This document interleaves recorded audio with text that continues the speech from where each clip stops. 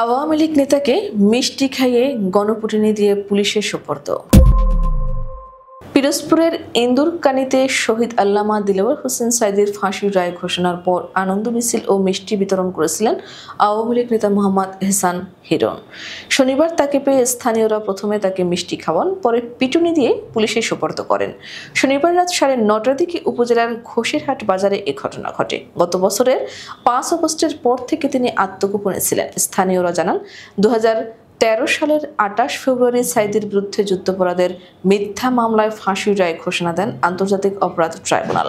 তখন বালিপাড়া ইউনিয়ন আওয়ামী লীগের সাংগঠনিক সম্পাদক মোহাম্মদ এহসান হিরণ এলাকায় প্রকাশ্যে আনন্দ উল্লাস করে মিষ্টি বিতরণ করেছিলেন।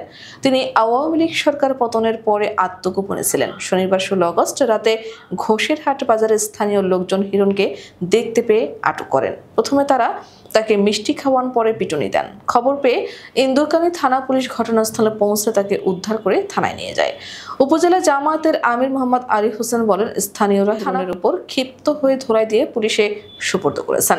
যুদ্ধাপরাধের মিথ্যা মামলায় দিলওয়ার হোসেন সাঈদীর ফাঁসির রায় ঘোষণার পর আনন্দ মিছিল ও মিষ্টি বিতরণ করেছিলেন তিনি এলাকায় প্রকাশ্যে ফাঁসির রশি নিয়ে আনন্দ উল্লাস করেন। আমরা তার বিচার চাই। ইন্দুরকানী থানার ওসি মোহাম্মদ মারুফ হোসেন বলেন, ঘোষেরহাট বাজারের স্থানীয়রা আওয়ামী লীগ নেতা হিরণকে আটক করে ধোলাই দেন। পরে আমরা তাকে উদ্ধার করে থানায় নিয়ে আসি। তার বিরুদ্ধে একাধিক মামলা রয়েছে।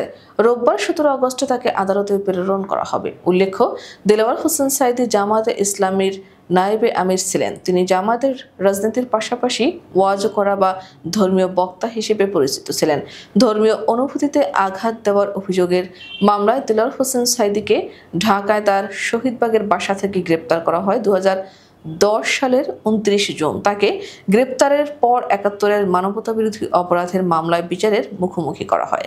2013 সালের 28 ফেব্রুয়ারি আন্তর্জাতিক অপরাধ ট্রাইব্যুনাল দিলওয়ার হোসেন সাঈদীর বিরুদ্ধে মানবতাবিরোধী অপরাধের দায়ে মৃত্যুদণ্ডের রায় দেন।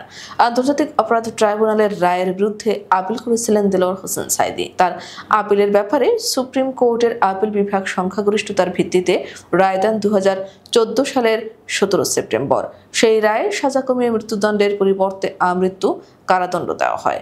2023 সালের 14 আগস্ট রাতে পিজি হাসপাতালের প্রিজন সেলে আল্লামা দিলওয়ার হোসেন সাঈদী ইন্তেকাল করেন।